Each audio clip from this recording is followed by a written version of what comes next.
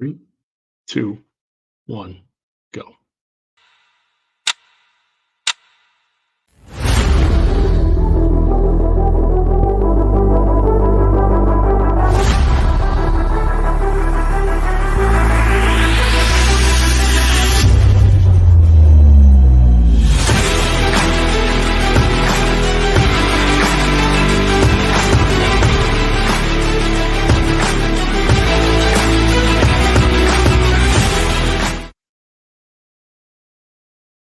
Good afternoon, everyone, and welcome to episode 6 of Cardinals Uncovered. I'm your host, Andrew Nordmeier, and the Arizona Cardinals are well on their way in training camp. On this episode, we'll talk about the loss in the preseason opener to the Saints. We'll go over some new food offerings at the stadium this season and a lot more on this issue of Cardinals Uncovered. Let's start with our first big story of the day, and that's linebacker B.J. Ojulari is out for the year. Tore an ACL in the first week of training camp. It's been the biggest injury so far that we've seen outside of, a couple, little bumps and bruises here and there. But to lose someone who's projected to be a starting linebacker certainly hurts this team. Now, whether they decide to go in-house for replacement or look in free agency, we'll have to see what happens there as we get closer towards the end of the preseason later this month. But certainly a loss that we do not want to have to work with a whole lot, but that's just the way it turns out. So on the other part of it, too, is that we had the Cardinals taking on the Saints last weekend. They lost 16-14. It was not the most inspiring games, even though I was there in person for it.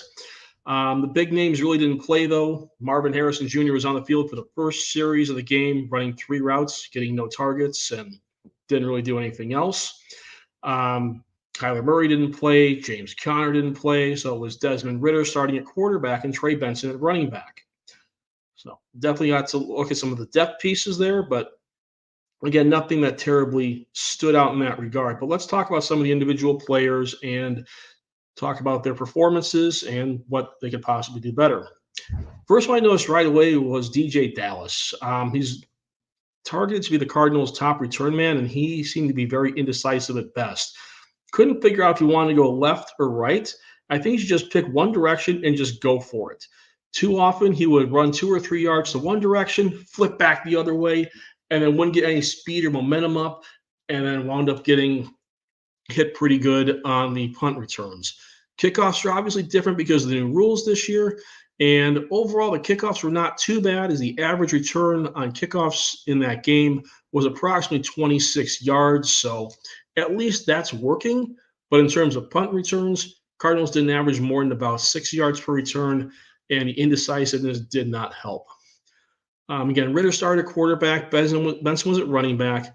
The game had a total of 1 first down in the first 10 minutes, so it was really sloppy football. And that one was from Saints quarterback Derek Carr and wide receiver Chris Olave. Ridder really looked uninspiring and nothing like the quarterback Atlanta used last season. It seemed like he was just kind of playing half speed, didn't really inspire a whole lot, and wasn't really that great of a start for the team. In the second quarter, an eligible receiver downfield call wiped out a 30-yard pass from Ridder to Benson. Ridder tried to bounce a quarterback sneak outside on 4th and 1 near midfield, and it failed badly. New Orleans only had 2 Blake Grupke field goals for a 6-0 lead at the half, so overall, it wasn't that bad when you put it together. There you go. In the second half, the Cardinals actually found the end zone with Clayton Tune under center. So Tune actually looked serviceable on the half's opening drive, and Michael Carter ended up with a touchdown that you see there to put Arizona ahead 7-6 with 10:46 left in the third. Then the rest of the time, Tune was well out of tune. And anytime Tune was going deeper than about 15 yards, he was off the mark badly. Former local product Spencer Rattler, who played his high school ball at Pinnacle High in Phoenix, scored on a touchdown run for New Orleans to give the Saints a 13-7 lead with 6:19 left in the third quarter. So it's starting to go a little back and forth as the deeper players are getting involved. And then Arizona was able to actually find the end zone again on a Tony Jones touchdown. That was upheld by video review since it was within the last 2 minutes. New Orleans played back defensively, and the Cardinals went down the field with Tune hitting Jones for 3 completions on the drive and a 14-13 edge with under 2 minutes remaining. But it didn't last.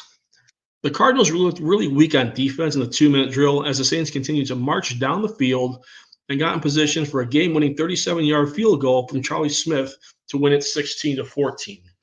Cardinals were called for a couple of penalties on the drive. The coverage wasn't really that tight, and it really felt like they were just kind of letting New Orleans get back in the game, letting them get down the field. Another problem that I saw here was that the Arizona pass rush did not really generate any heat against the Saints, not even recording a sack or really much pressure until the fourth quarter. So there's definitely some question marks to look at there when you look at the on-field play. Off the field, a couple things stood out for me here. One thing that stood out was something new the Cardinals are trying at the start of the fourth quarter.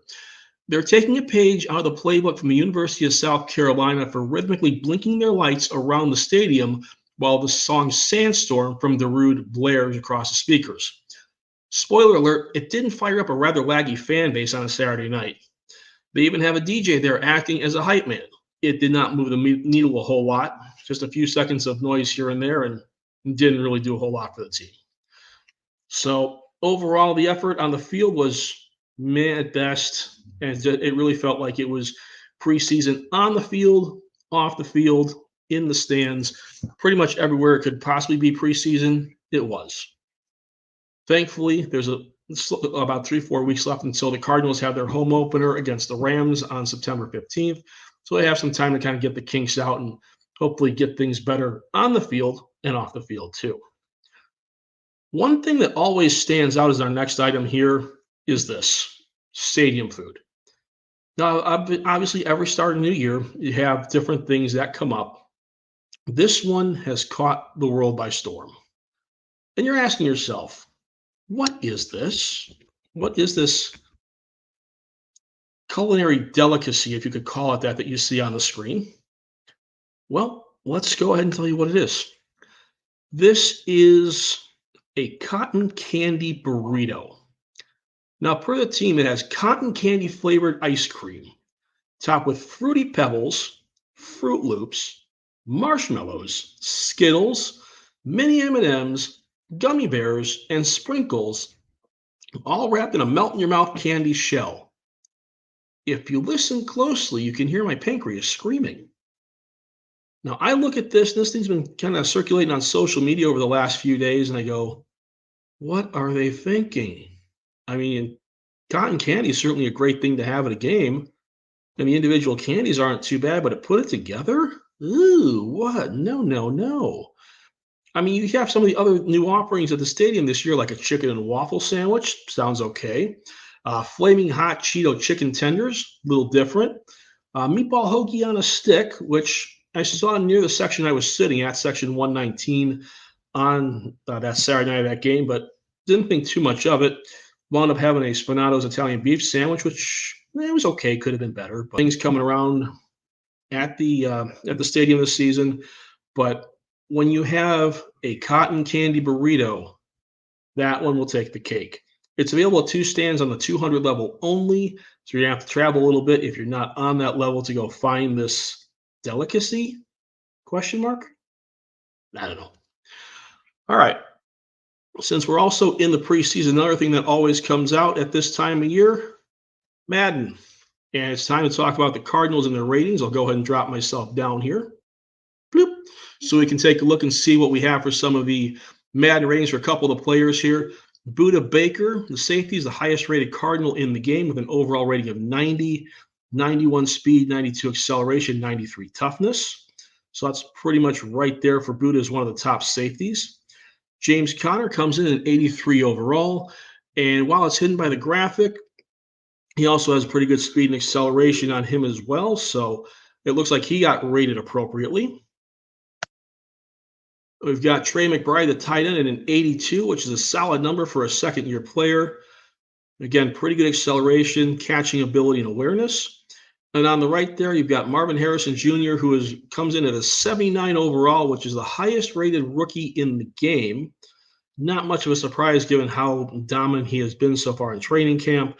And I expect that overall rating will probably go up to about the mid-80s, maybe 84, 85 by the end of the season. I can see McBride going up there as well. And Budda Baker may get a point or two up if he can continue to play the way he has the last few years. But overall, the Cardinals have a few standouts, and the rest of the roster just kind of drops back, and you're going to find a lot of players in the lower to mid 70s, sometimes in the upper 70s, but you don't see it as being a roster with more than one guy over 90 where Buda Baker is. And it's one of those teams in Madden that maybe you practice playing against, but playing as them could be a little difficult. All right. So let's move ahead and let's talk about the next preseason game.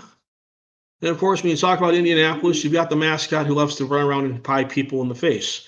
These were a couple of local news anchors there in Indianapolis, one of whom got the pie job on the air and seemed to be pretty happy about it. So the Cardinals take on the Colts at Lucas Oil Field on Saturday. Indianapolis coming off a 34-30 loss in Denver. The teams had joint practices earlier this week, one day of which was rather rainy, but it didn't really seem to slow the Cardinals down a whole lot. There were highlights of Marvin Harrison Jr. putting a cornerback for the Colts on skates, Greg Dortch making a solid catch. So overall, the early highlights out of the joint practices were pretty solid. But we'll have to see what happens when these teams actually take the field on Saturday afternoon at 4 o'clock. So things we want to take a look at here as we watch the game. We want to first take a look and see how long the starters are going to be on the field. The early talk about that coming out of Indianapolis that the Colts are not going to put their starters out there. So if you're looking for Anthony Richardson, no. Jonathan Taylor, no. Pittman, the wide receiver, no. I don't expect him to be out there either. The Cardinals are going to be leaving Kyler Murray, James Conner, Marvin Harrison out there for roughly the first quarter, maybe quarter and a half, depending on the game flow and whether it's a 3-and-out fest like the game was against the Saints, or if it winds up actually having some sustained drives like, well, we haven't seen that yet this year. We'll see how that works. But again, the Colts aren't going to be playing their starters, and we'll see how that all works out.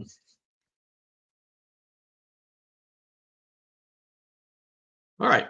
Other things to watch as we go through the expectations here on the Cardinals and the Colts. We have to see what happens on the left side of the offensive line. That's going to be real important because Paris Johnson Jr. Switched from right tackle to left tackle this season. And then you also have the battle at left guard, which literally has 4 different players all battling to try and become the starting left guard of the team. Going to be a very important spot to protect Kyler Murray. And the Cardinals actually had 4 different starters last year at that position because of injury. So the real question is, who's going to stand out at left guard? Other questions to ask here are if the Cardinals can they actually get a pass rush going? Because like I said, against the Saints, they didn't register a sack until maybe a few minutes left in the fourth quarter, which was not that good. They didn't really bring the heat against the Saints, let them back in the game late. Can Arizona look better in the 2-minute drill? Neither team looked really good in the first game, but again, Arizona did not look great on the offensive side of the ball nor the defensive side of the ball. Neither really looked that good in the first one, but hopefully it's better. Will special teams have a more explosive play? Returns average 28 yards in the opener, but there's potential for much more on the kickoffs. Again, the punts didn't really do much either, so when will the big play happen? Of course, on the real questions to also look at too, backup quarterback, is it going to be Desmond Ridder, Clayton Tune? How much do they play? What do they look like? Because it really kind of feels like the Cardinals should probably only keep 2 quarterbacks on the roster because keeping 3 does not seem like a wise move. It will cut somebody off at a position that they need. So that's where we stand right now as we are heading into the second preseason game against Indianapolis. We're going to see what this looks like when we get done with the second game, see what the depth chart looks like. We'll talk about a lot more of that as we head into the game against Denver. That game against Denver is next weekend. That's at Denver and is the final preseason game. So just to kind of wrap it up and touch base here, first preseason game didn't look that great, but that's what you expect. Second one, more of a dress rehearsal here, more for the starters to get out and actually go out and hit somebody for a little while. Third preseason game is really when the roster is going to come in shape against Denver, and we will have our projections next week when we go. Actually, we'll have our projections on our next show after we see what happens against the Colts in Indianapolis. But for right now, that's going to end our episode. We certainly appreciate you joining us here on Cardinals Uncovered, and we will go ahead and talk to you next time.